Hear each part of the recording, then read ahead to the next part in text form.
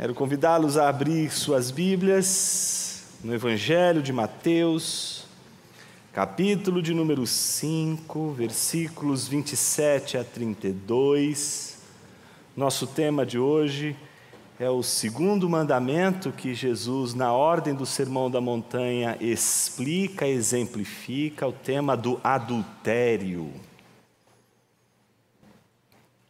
Nós temos acompanhado ao longo destas exposições que Jesus abre este sermão, que é o manifesto do reino do céu para o seu povo, seus discípulos, com uma promessa de bem-aventurança para aqueles que serão perseguidos, oprimidos, injustiçados, para aqueles que, sendo discípulos de Jesus, permanecem fiéis no discipulado com Cristo. E após fazer essa promessa de bem-aventurança àqueles que seguem-no, Jesus oferece uma missão, ou seja, ele dá uma missão, ele comissiona os seus discípulos.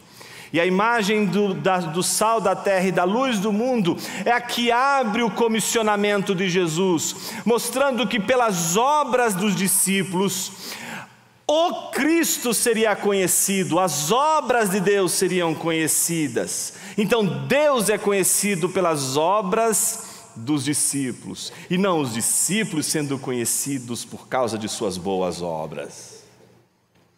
Num terceiro momento, logo depois de comissionar, Jesus oferece aquilo que ninguém vai conseguir realizar enquanto missão se não tiver.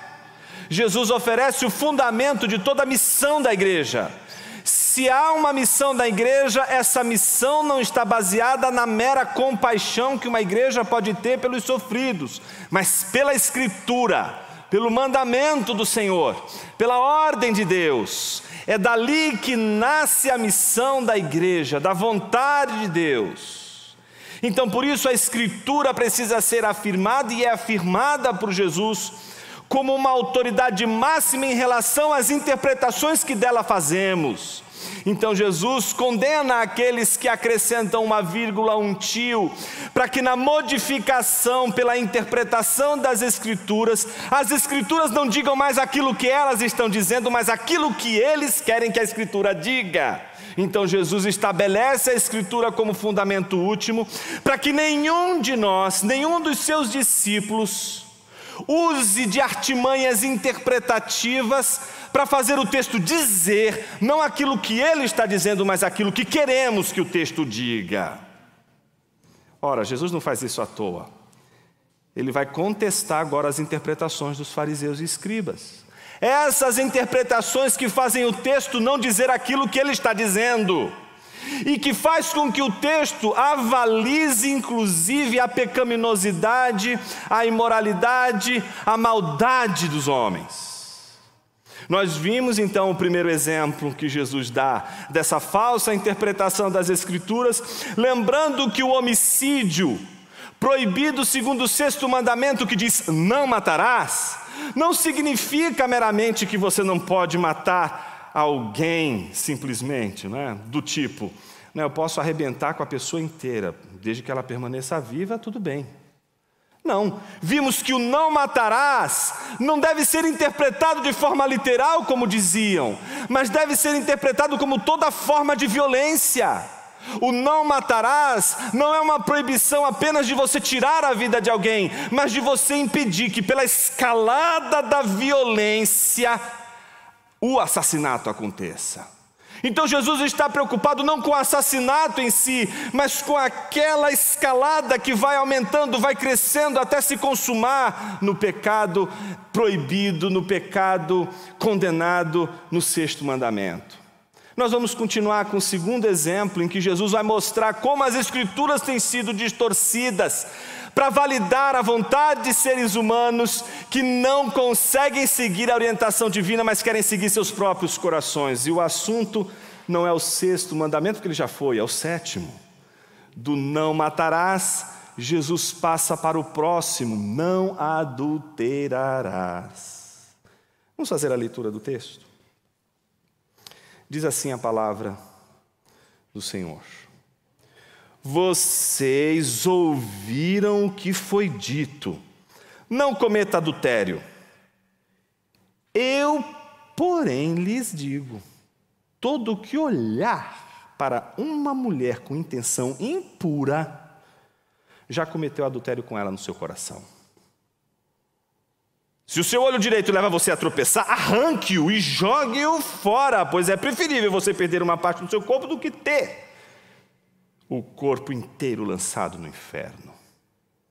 E se sua mão direita levar você a tropeçar, corte-a e jogue-a fora, pois é preferível você perder uma parte do seu corpo do que o corpo inteiro ir para o inferno. Também foi dito: aquele que repudiar a sua mulher deve dar-lhe uma carta de divórcio. Eu, porém, lhes digo: quem repudiar a sua mulher, exceto em caso de relações sexuais ilícitas, a expõe a se tornar adúltera, e aquele que casar com a repudiada comete adultério. Oremos.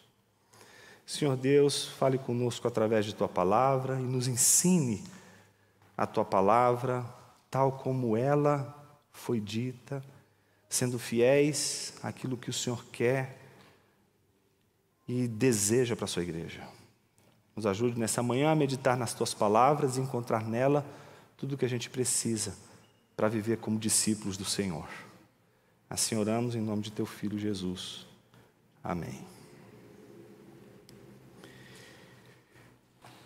Enquanto teu olho for servo da imoralidade, ele não verá nada como realmente é.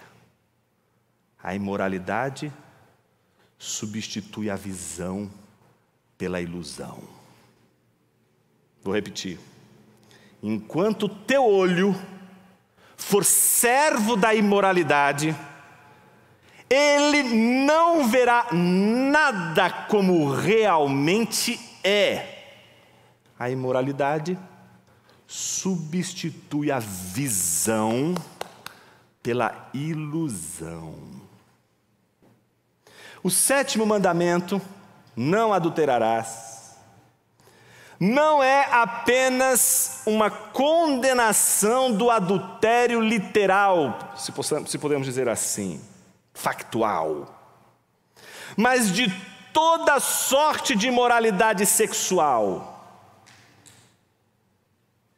Jesus está preocupado em mostrar que não apenas o adultério, mas também tudo o que pode levar ao adultério é condenado por Deus no 7º mandamento. O mesmo padrão do não matarás, tudo aquilo que provoca a escalada da violência até a morte de alguém, o assassinato de alguém, é condenado tanto quanto é condenado todo e qualquer movimento, desde que seja do coração até as mãos e até a última consequência do adultério, vai ser condenado pelo 7º mandamento. A lógica de Jesus é a mesma. Se você observar o versículo 21, vocês ouviram o que foi dito aos antigos: não mate. Você observa o versículo 7, vai estar lá novamente: vocês ouviram o que foi dito, não cometa adultério. Jesus está seguindo o mesmo padrão da reflexão que ele fez anteriormente, e chamando a atenção para o fato de que a condenação do adultério não é uma condenação que implica apenas o ato em si, mas tudo aquilo que leva ao ato. O texto que nós vamos estudar hoje, ele pode ser compreendido em 3 momentos. E diferente do da semana passada, o texto não vai apresentar um ensino e 2 conselhos, mas vai apresentar um ensino, um conselho e um outro ensino. O primeiro ensino de Jesus, que vai do versículo 27 ao 28, é o ensino de Jesus sobre a imoralidade sexual. Segundo, dos versículos 29 a 30, Jesus vai oferecer o conselho: não tolerar a imoralidade sexual. Terceiro, Jesus apresenta um ensino, um novo ensino, que vai dos versículos 31 a 32, que é o seu ensino sobre o divórcio. Então vamos ver o ensino de Jesus sobre a imoralidade sexual, o conselho de Jesus para não tolerarmos a imoralidade sexual, e vamos terminar com o ensino de Jesus sobre o divórcio. Comecemos com a primeira parte, o ensino de Jesus sobre a imoralidade sexual, que vai dos versículos 27 a 28. Observe que Jesus repete o mesmo padrão. Existe a hermenêutica dos fariseus e escribas, que é uma hermenêutica que distorce o que o mandamento diz, e aí vem Jesus dizendo: eu, porém, lhes digo. Jesus não está condenando os 10 mandamentos, mas Jesus está condenando o que foi dito dele, o que foi falado dele, o que foi comentado dele. Então Jesus agora vai dizer o que ele, porém, diz sobre o adultério. Então o contraste entre a hermenêutica dos fariseus e escribas e a hermenêutica de Jesus. Então, assim como não matarás não diz respeito apenas ao homicídio, mas também à violência, o não adulterarás diz respeito não apenas à traição factual, mas também à imoralidade do coração. Se você observar a relação entre os versículos 27 e 28, são importantes porque elas nos revelam a concepção de Jesus de imoralidade sexual. Observe o que o texto diz: eu, porém, lhes digo, todo que olhar para uma mulher. Eu queria que você prestasse atenção com o exemplo que Jesus usa. Jesus não está dizendo toda mulher que olhar para um homem. Jesus está dizendo todo homem que olhar para uma mulher com uma intenção impura, já cometeu adultério com ela no seu coração. Jesus, portanto, está oferecendo aqui uma leitura do mandamento que traz as implicações reais do que o mandamento do Senhor tem para o seu povo. A relação é muito clara entre o 7º mandamento e o 10º. E se fôssemos fazer uma análise dos 10 mandamentos, descobriríamos que o 10º mandamento tem relação com todos os outros. E nos leva ao Éden, porque foi o 10º mandamento o primeiro pecado. Quando se cobiçou aquilo que não se pertencia, quando se cobiçou aquilo que pertencia a Deus, aquilo que Deus não havia dado, aquilo que Deus não havia concedido, o homem cometeu o pecado, transgrediu o 10º mandamento, cobiçou o que não pertencia. O 7º mandamento está ligado, na perspectiva que Jesus mostra, à cobiça, à concupiscência dos olhos. Observe que Jesus dá o exemplo: olhar. Olhar. O que é ver? Você já parou para imaginar o que é ver? Deixa eu fazer um desenho aqui importante, né? Você tem uma coisa chamada olho, certo? É um órgão. É um órgão. É uma espécie de sensor, se você pudesse dizer, como os antigos diziam. Não como os oftalmologistas dizem hoje. É um sensor. E o que ele capta? Ele capta cores. Traz para você cores. Vê cores. Ele traz informações para você. Quem pensa essas informações não é o seu olho. Quem pensa as informações que chegam até você é o que o seu olho vê. E o olho é diferente do tátil, né? É diferente. Porque o nosso olhar, ele não envolve o toque. Ele não envolve o fato. É um olhar. Alguém aqui tem controle sobre o olhar? Eu vou olhar. Numa reta, sem virar nem para a direita nem para a esquerda. A primeira, você já uma piscada que você já virou. É a mesma coisa a pessoa que diz assim: eu tenho controle dos meus pensamentos. É um mentiroso. Você tem controle dos seus pensamentos? Não é? O controle dos pensamentos é um negócio tão impossível, que, por exemplo, basta você ouvir um mandamento na negativa, como não matarás, não adulterarás, que você já... Vou dar um exemplo que não tem nada a ver com esse, mas tem a ver com o controle do pensamento. E às vezes a gente parece que não percebe, mas as crianças quando estão aqui, elas estão ouvindo o sermão. Um dia eu fui como elas, ouvindo sermões. Eu me lembro de um pastor dizendo, você pode fazer o que quiser com o pai e com o filho, mas se você pecar contra o Espírito Santo, você está ferrado. Você vai para o inferno, não tem escala, é direto. Não blasfeme, não pense nada contrário ao Espírito Santo. O que aconteceu comigo? Eu pensei. Esse é o problema, eu não tive controle. Quando eu vi, já estava pensando, eu falei, meu Deus, acabou tudo. Pequei, blasfemei contra o Espírito Santo, e agora como é que eu vou fazer? Eu preciso viver nessa igreja, não é? Pelo menos disfarçando que eu sou crente, porque como é que eu vou dizer para as pessoas que eu fui para o inferno, já fui condenado? E na época eu tocava bateria na igreja, e era uma coisa terrível, porque eu ficava tocando, dizendo assim, Senhor, esse povo todo não sabe que eu sou ímpio. Eu estou tocando aqui, eu sou ímpio, eu estou condenado ao inferno.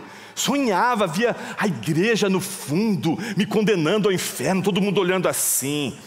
Filho de pastor, uma desgraça mesmo. E quem é filho de pastor sabe, né? O bode expiatório é sempre filho do pastor. Então você olha, eita desgraça, você vê aquele olhar, não é, ortodoxo, fulminante. Mas por quê? Porque de repente disse, não pense isso, e quando eu fui já pensei. Quero me dirigir a você que, como eu, não controla os pensamentos e nem os olhares. Quero me dirigir a você que sabe que não tem controle. Não quero me dirigir aos controlados, porque são mentirosos. A parte que lhes cabe já está no inferno. Quero me dirigir aos desesperados. A você que não tem controle. A você que desesperado diz assim, eu quero mudar, mas não consigo. Eu preciso mudar, mas os meus olhos me dominam. Meus pensamentos me dominam. Jesus está chamando a atenção para o problema do olho, do olhar. Ele não está dizendo que você não possa olhar para uma mulher. Eu vou me referir agora aos homens em especial. Ele está dizendo que você não olhe para elas com intenções impuras.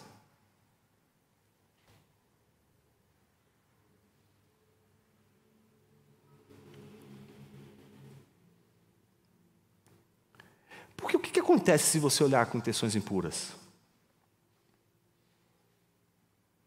Jesus está dizendo que você cometeu adultério. Não tem uma segunda interpretação para isso. Isso é adultério. Então não tem como alguém ler esse texto, estou falando só com os homens, as mulheres ficam com os ouvidos fechados agora. Pode ficar com o olho aberto, olhando bem na cara do seu marido. É claro que você vai ler esse texto agora, e se você pudesse, você já dobraria o seu joelho agora. E já clamaria a misericórdia do Senhor. E eu sei que você vai fazer isso. Porque você teme ao Senhor. E você sabe o quanto isso é ruim.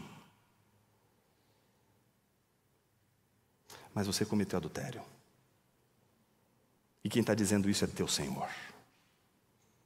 Por isso não adianta você chegar a dizer assim, veja bem, eu não me deitei com ela. Veja bem, eu não toquei, eu não pus a minha mão, eu só olhei. Jesus está dizendo, você cometeu adultério. A gravidade disso é que vai levar o crente, o discípulo de Cristo Jesus, a entender o que significa, na verdade, o adultério. A sair do imbróglio de que os nossos pecados acontecem só quando usamos as nossas mãos, só quando realizamos os atos, a perceber que já estamos na rota do adultério, na rota do pecado, quando na época em que os reis deveriam estar guerreando, estamos andando ociosamente pelo palácio, até que de repente olhamos uma senhora distinta tomando banho, nua. Então daquela hora surge todos os planejamentos possíveis. Se você é um rei, você tem poder. Se você tem dinheiro, se você tem grana, você tem poder. Então o que você faz? Bom, eu sou temente a Deus, eu creio no Evangelho, creio na palavra de Deus, mas, puxa vida, há uma possibilidade de possuir essa mulher legitimado pela Bíblia. Como é que eu posso fazer isso? Se o cara morrer, viúva pode. Mas Davi sabe que se ele matar o cabra, ele cai no sexto mandamento, não matarás. Ele precisa então criar uma narrativa em que todo esse trajeto que vai até a consumação do ato, como se todo esse trajeto não fosse responsabilidade, não fosse adultério, não fosse pecado, como se o pecado dele fosse somente aquele exato momento em que ele realizou o ato. Quero me dirigir a você que é tentado justamente a interpretar a Bíblia desta forma, e por isso não consegue se defender das artimanhas de toda a escalada da imoralidade sexual. Como Jesus nos ajuda com isso? Como Jesus nos ensina a lidar com isso? Em primeiro lugar, a não negar o terrível fato de que o olhar imoral, carregado de imoralidade, é adultério, é um pecado que transgride a lei de Deus e que nos faz extremamente impiedosos diante dele. A primeira coisa é ter consciência e não minimizar em nenhuma instância a gravidade do que significa não ter um olhar redimido para o mundo, para as pessoas, para a criação de Deus. Não somente isso, Jesus oferece uma saída para aqueles que de repente diante da declaração dizem: meu Deus, como eu vou me livrar do adultério? Jesus oferece uma saída. A primeira saída que Jesus oferece está nos versículos 29 e 30, que são maravilhosos esses dois versículos. São um conselho de Jesus. Jesus dá um conselho agora para aqueles que sofrem por conta da imoralidade sexual. Jesus dá um conselho para eles. E esse conselho é dividido em duas partes: a parte do olho e a parte da mão. A parte dos pensamentos e a parte da ação. Aquilo que se sente, mas não se concretiza, e aquilo que se sente concretiza. Jesus fala dos olhos, Jesus fala das mãos. Veja o que Jesus diz: o olho, e a gente já sabe que o olho aqui é a concupiscência e a cobiça, e a mão direita, o ato consumado. Observe que muitos teólogos interpretaram literalmente essa passagem. Tão literal, que fizeram exatamente como Jesus aconselhou. O versículo 29 diz assim: se o seu olho direito leva você a tropeçar, arranque-o e jogue-o fora, pois é preferível você perder uma parte do seu corpo do que o corpo inteiro ser lançado no inferno. E se sua mão direita fizer você tropeçar, corte e jogue fora, pois é preferível você perder uma parte do seu corpo do que ter o corpo inteiro no inferno. Orígenes, lendo essa passagem, junto com Mateus 19, ficou tão desesperado que se castrou. Entendimento literal. E talvez muitos daqui possam dizer assim: então será que Jesus está dizendo que isso é o que eu preciso fazer? Talvez muitos aqui pensem o seguinte: puxa vida, se o problema não é só o fato, se o problema é só o olhar, e o olhar de maneira impura, o olhar de maneira indecente, o olhar de maneira imoral, já me condena, eu tenho que furar, não é um olho não, são os dois. Será que Jesus está dizendo que deveríamos literalmente arrancar os nossos olhos? Ou será que Jesus está chamando para o fato de que estamos diante de uma necessidade de uma interpretação radical? É a diferença entre uma interpretação literal e uma interpretação radical. Jesus não está oferecendo aqui a literalidade do arrancar o olho, mas a radicalidade do arrancar o olho. O que te faz pensar, o que te faz ter imoralidades, o que conduz o teu olhar, o que faz as narrativas serem produzidas a partir do teu olhar, o que cria as imaginações, o que cria tudo aquilo que toma conta da sua mente, faz a sua mente ser imoral. O que é isso?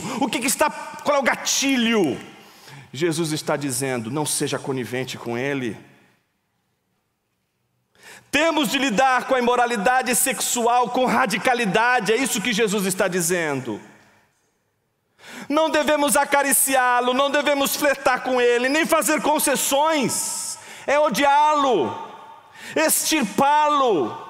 Não há possibilidade de fazer manutenção de uma primeira etapa que parece não ter consequências tão drásticas como a última etapa. Afinal de contas, bater em alguém não é a mesma coisa que matar.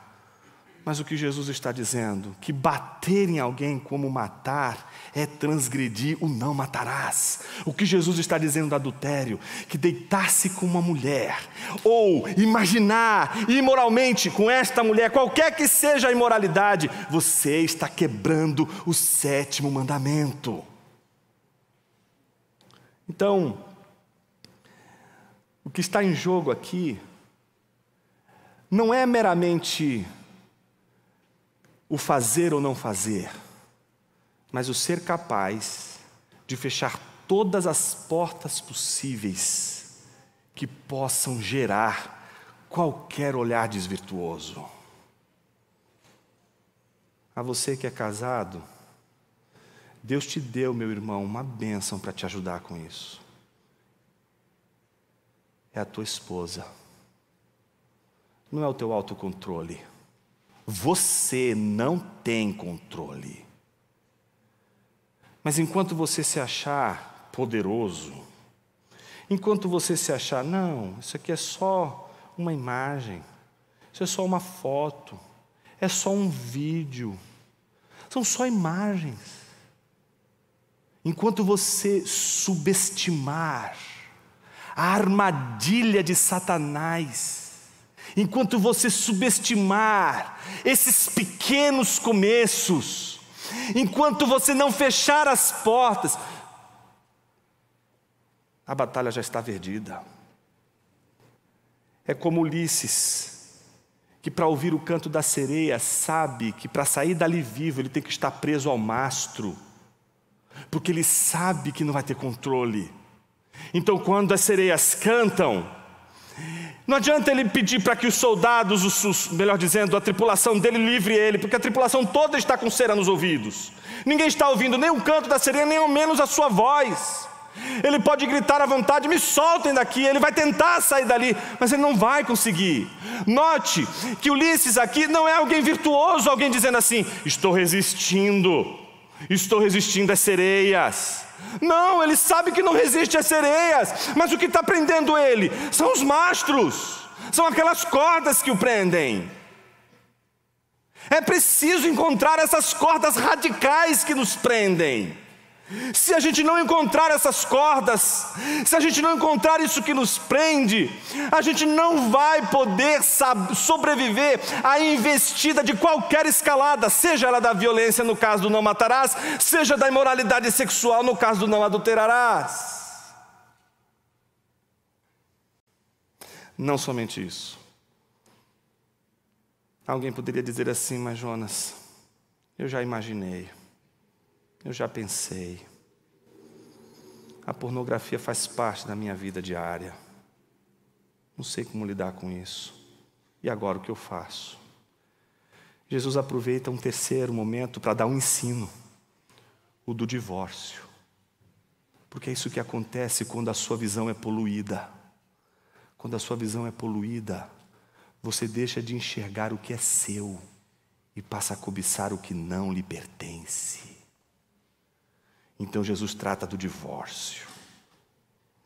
Veja como Jesus ensina o divórcio aqui. Também foi dito, aquele que repudiar a sua mulher deve dar-lhe uma carta de divórcio. Eu, porém, lhes digo que repudiar a sua mulher, exceto em caso de relações sexuais ilícitas, a expõe a se tornar adúltera. E aquele que casar com a repudiada comete adultério. Observe que Jesus volta a fazer a mesma coisa. Também foi dito, e depois, eu porém lhes digo. Nesse ensino que Jesus vai dar o desfecho agora, para tratar da questão da imoralidade entre os seus discípulos, Jesus vai trazer um ensino poderoso.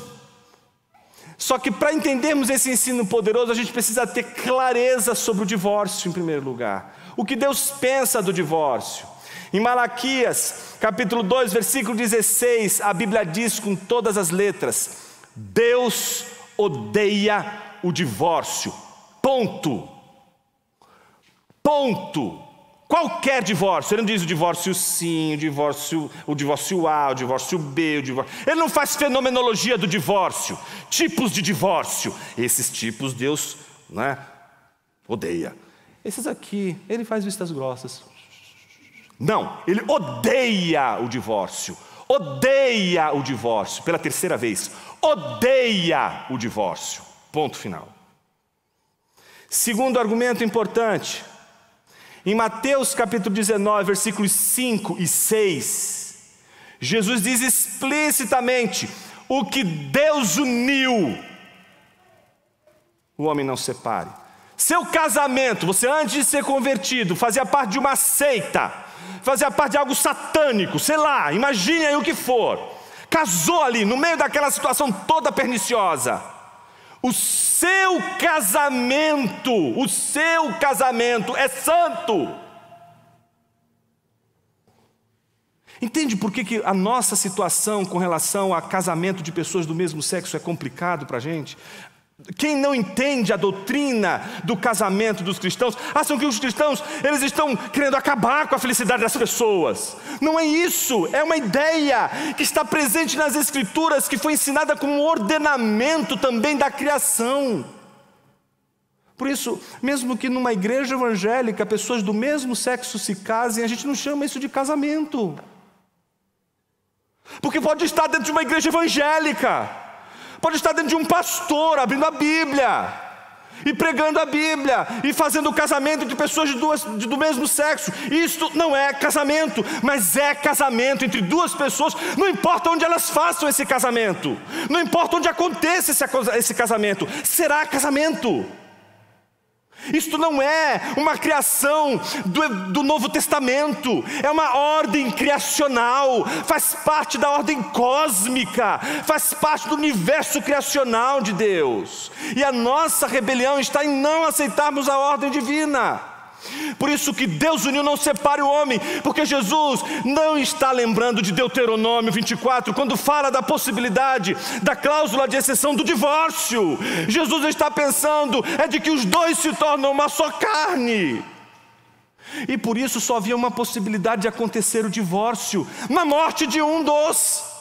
Só a morte dissolve um casamento, só a morte dissolve. Por isso o divórcio é entendido no Antigo Testamento, a carta de divórcio diz como a morte, como a dissolução de algo que não poderia ter sido dissolvido. Então a primeira coisa importante: Deus odeia o divórcio não faz parte do plano de Deus, Deus não aceita o divórcio, ponto. Aí vem o ponto que Jesus vai colocar. Havia uma disputa, na época de Jesus, entre duas escolas rabínicas, a escola de Shammai e a escola de Hillel. As duas escolas, os dois rabinos estavam discutindo sobre qual é a dimensão, qual é o alcance de possibilidade dessa carta do divórcio. Existe uma possibilidade de se dar a carta do divórcio.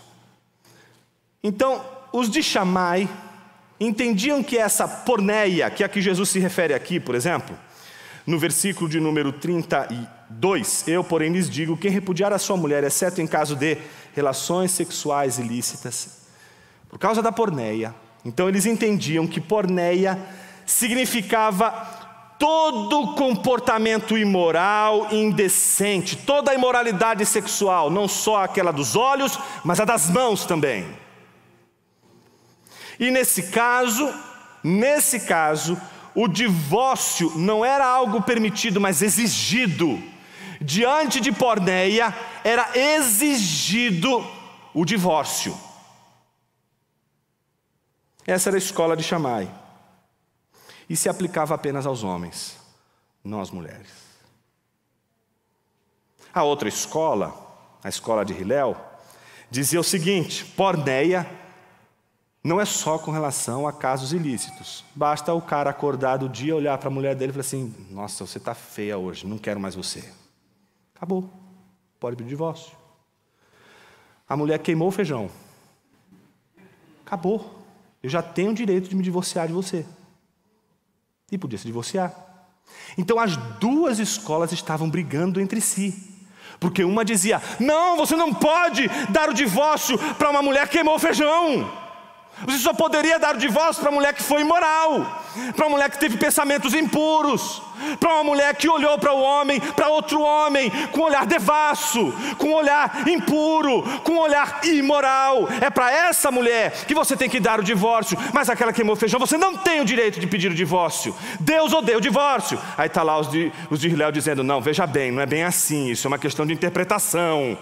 Cada um tem sua interpretação e nós temos a nossa. A gente está entendendo que existem vários motivos que podem ser usados para pedir a carta de divórcio, porque afinal de contas ele é a parte ofendida. Afinal de contas, queimar o feijão é um negócio terrível, né? Bom, bastava queimar o feijão e ele podia exigir o divórcio. Aí vem Jesus. Quando aparece Jesus em cena, se você prestou atenção nas duas escolas, você vai chegar à seguinte conclusão: claro que Jesus era Shammai. Jesus não estava assumindo a possibilidade de alguém pedir o divórcio por qualquer motivo fútil. Do tipo: sei lá, acabou o amor. Não sei o que aconteceu. Antes do casar eu pensava que era um príncipe, agora é esse ogro. Não quero mais. Vou devolver para papai. Não tem motivo. Jesus está dizendo claramente, junto com os de Shammai, que a imoralidade já seria um motivo para conceder a carta do divórcio. Onde estaria a diferença? Em dois aspectos. O primeiro deles, Jesus, em Mateus 19, diz que a instituição da cláusula de exceção era por causa da dureza do coração dos homens. Ele não está dando a carta do divórcio porque Ele quer. Deus não está permitindo uma cláusula de exceção porque Ele deseja. Ele está permitindo uma cláusula de exceção por causa da dureza do coração dos homens que não podem, não conseguem perdoar. E a parte ofendida, exceto por questões de imoralidade sexual, esta parte ofendida poderia então pedir divórcio. Jesus não está dizendo que ela poderia exigir. Jesus está dizendo: você pode fazer isso. Você deve fazer isso. Isso é outra história. Segundo ponto importante: se você prestou atenção em tudo o que a gente falou aqui, do começo até o fim, sem piscar o olho, você sabe muito bem que eu comecei chamando a atenção dos homens. Jesus não começou dizendo assim: se uma mulher olhar para um garotão com um olhar assim, enviesado e etc. Não, ele se dirigiu a homens. Jesus não está dizendo agora e não está privilegiando agora apenas os homens em relação às mulheres. Agora todos, tanto homem como mulher. Jesus está dizendo: se há imoralidade, há então a possibilidade do divórcio sob a condição de permissão. Não é a vontade dele, é por causa da dureza do coração. E ponto. Se há uma cláusula de exceção, a cláusula de exceção é esta. Se você perguntar: Jesus ficou contente, Jesus está aplaudindo, é isso que Jesus quer, é isso que Deus quer, a resposta já está dada em Malaquias: Deus odeia o divórcio. Bom, o que isso significa em termos gerais? Em primeiro lugar, que Jesus não está tratando o seu casamento. Seu casamento não está indo para o buraco porque você está viciado em pornografia ou coisa do tipo. Seu casamento não está indo para o buraco porque você se interessou por um rapaz que está te dando mais atenção do que seu próprio marido, porque é sensível para você. Não. Ele está indo para toda uma tragédia que começa não com as mãos, mas com os olhos. Que começa não com o corpo, mas no coração. Tudo começa no nosso coração. Ou a gente reage ao coração sem titubear. Como Cristo disse à igreja: tenho contra ti tolerar Jezabel, porque Jezabel representava a imoralidade sexual na igreja. A intolerância com relação a toda e qualquer porta, gatilho, qualquer coisa que precipite o pensamento, a visão, o coração, em tudo aquilo que é imoralidade. Jesus, portanto, não está trabalhando apenas a questão do casamento. Jesus não está trabalhando a questão do divórcio. Jesus está trabalhando o coração dos seus discípulos. Ele está falando isso para discípulos, para gente que quer segui-lo. Jesus não está dizendo isso para o povão. Jesus está dizendo isso para a igreja. Você já viu como as nossas igrejas estão lidando hoje com casamento, divórcio? Casa, depois de 3 anos divorcia, como se o casamento fosse algo trivial, como se a cláusula de exceção ela fosse uma cláusula que abrisse todas as múltiplas possibilidades.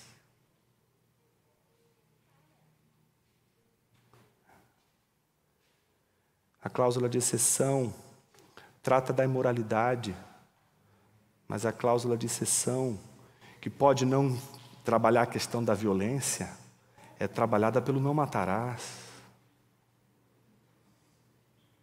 Nenhum marido pode ser violento com a sua esposa e vice-versa. A palavra de Deus, ela traz orientações para o coração. Por isso, mais uma vez, enquanto o teu olho for servo da imoralidade, ele não verá nada como realmente é.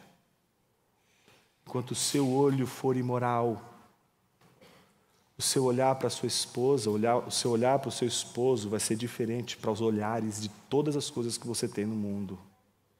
É o olhar, o como você olha.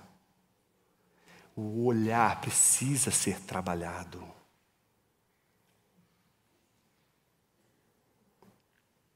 Bonhoeffer diz assim: teu olho, que está a serviço da imoralidade sexual, jamais poderá ver Deus. A imoralidade substitui a visão pela ilusão. A impureza do desejo é descrença. O Evangelho é a única coisa que pode nos resgatar do perigo da imoralidade, da escravidão da imoralidade. Porque o único que pode lidar com a razão de ser da imoralidade é o Evangelho. Porque só o Evangelho pode derrotar a força de toda a imoralidade, nosso narcisismo, nosso egoísmo, nossa autorreferência. Só o Evangelho faz você buscar no casamento ou em qualquer relação com o próximo, não a sua satisfação. Só o Evangelho ensina que dar é melhor do que receber. Só o Evangelho ensina o perdão. Só o Evangelho ensina o sacrifício, o valor do sacrifício. Só o Evangelho pode modificar sua maneira de enxergar um homem e uma mulher. Todas as vezes que você olhar para uma mulher e para um homem, se você colocar Jesus diante de você, você sempre vai ver alguém redimido ou não pelo Evangelho. Todas as vezes que você olhar para alguém e tiver Jesus no seu olhar, você vai olhar para alguém como alguém que foi alcançado por Cristo, mas como alguém que também pode ser alcançado por Cristo. O Evangelho transforma a gente de uma tal maneira a ponto de a gente não mais usar pessoas. O Evangelho não é sobre como você usar melhor alguém, mas como você se doar, como você resistir à tentação de usar as pessoas para o seu próprio prazer. Eu queria orar com você nessa manhã. orar com você que está lutando contra os pensamentos impuros. E eu não queria me dirigir somente aos homens, porque a gente sabe o quanto as mulheres também têm sido bombardeadas com a imoralidade sexual.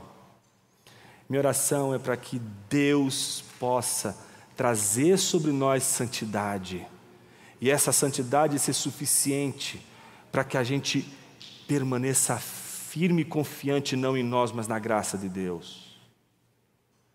Minha oração com você nessa manhã é para que você não saia daqui se achando poderoso para vencer a imoralidade, mas com medo suficiente para não ser conivente com ela nem 1%. Uma portinha de entrada vai fazer um estrago enorme. E às vezes nem o tempo vai reparar.